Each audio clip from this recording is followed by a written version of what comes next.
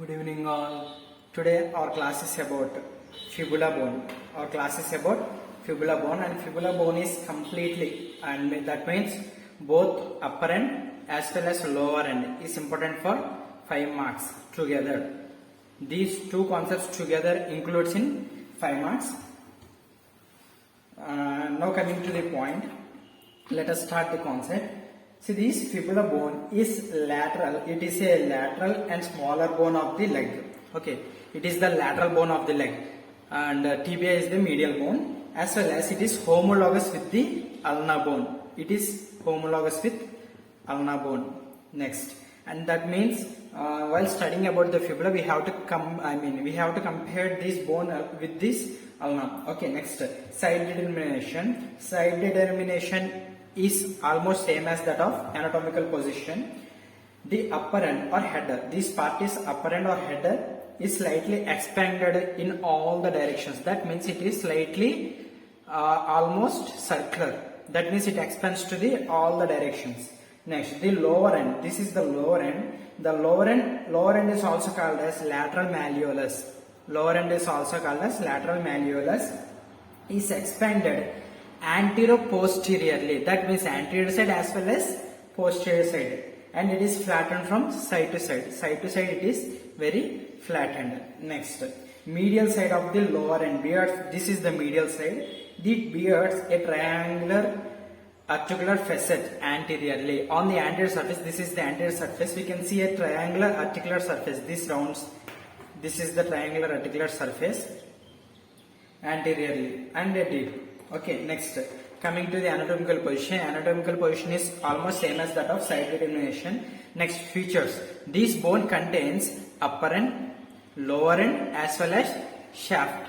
So these are the features of this bone. Next, coming to this point, upper end of the bone. See, this upper end is expanded in all the directions. It is almost circular. Okay, so it is expanded in all the directions. Next, here this superior area of the upper end bears a circular articular facet, which here it bears a circular articular surface. That means upper end lo circular articular surface untadi. Endukante ikkada ee upper end lo lateral condyle of tibia tho, okay, lateral condyle of tibia tho articulate avutadi. Here it is there. Here there is a tibia. The superior surface of this fibula bone articulates with the lateral condyle of tibia bone.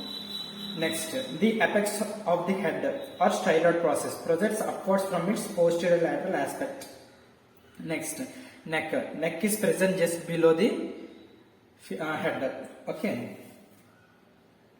neck is present just below the head of this bone.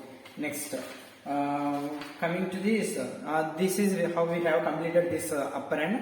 Now coming to the lower end. Lower end is prolonged to form lateral malleolus.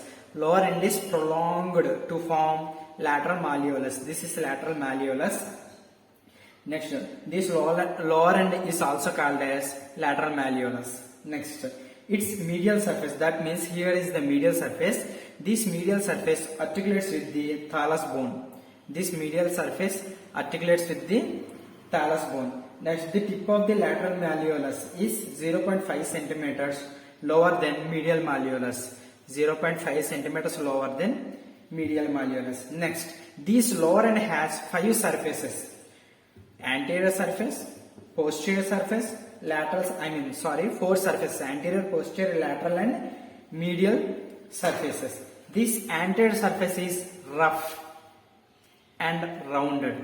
Rough and rounded. This posterior surface is marked by a groove. This posterior surface contains a groove, marked by a groove. Next, its medial, that means lateral surface. Lateral surface is subcutaneous. Lateral surface is subcutaneous, and its medial surface bears a triangular articular facet. See, this medial surface bears a triangular articular surface to articulate with the thallus anteriorly and malleolar fossa posteriorly. Malleolar fossa posteriorly. This is about the lower end of this bone, fibula bone. Next, blood supply. Here the peroneal artery, peroneal artery supplies to this bone Okay, it gives off the nutrient artery for the tubula. This peroneal artery gives off nutrient artery, and this nutrient artery supplies to this fibula bone. Next, clinical anatomy. In the fibula bone, the clinical anatomy is most important for 2 marks as well as in the viva section, because this fibula bone has special character when compared to all the bones in the body. This fibula bone has special character when compared to all the bones in the body. That means bone graft. See, grafting means taking part.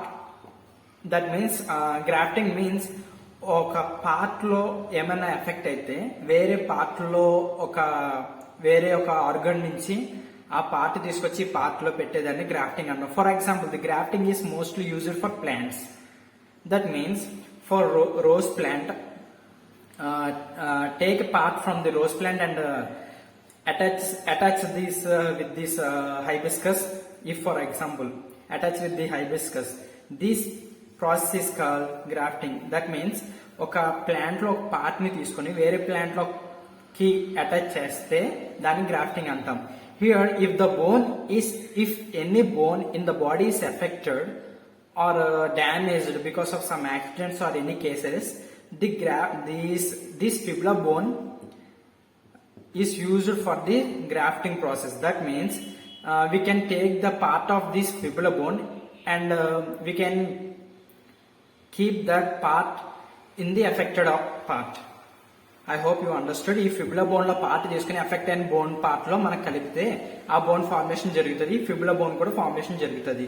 So this fibula bone is helps in the bone grafting. This is most important feature of this bone in the entire body. Next, the spiral fracture of lateral malleolus. The lateral malleolus has a spiral fracture that is called first degree Pott's fracture, and fracture of medial malleolus is called second degree Pott's fracture. Next, the posterior margin of lower end of tibia shears off. That is called third degree Pott's fracture. Next, injury of peroneal artery resulting or peroneal nerve. Injury of peroneal nerve results in foot drop. If it is the wrist drop, and same like that of this wrist drop, there will be a foot drop. This foot drop is affected because of this peroneal nerve injury, because of this injury of peroneal nerve. Thank you all.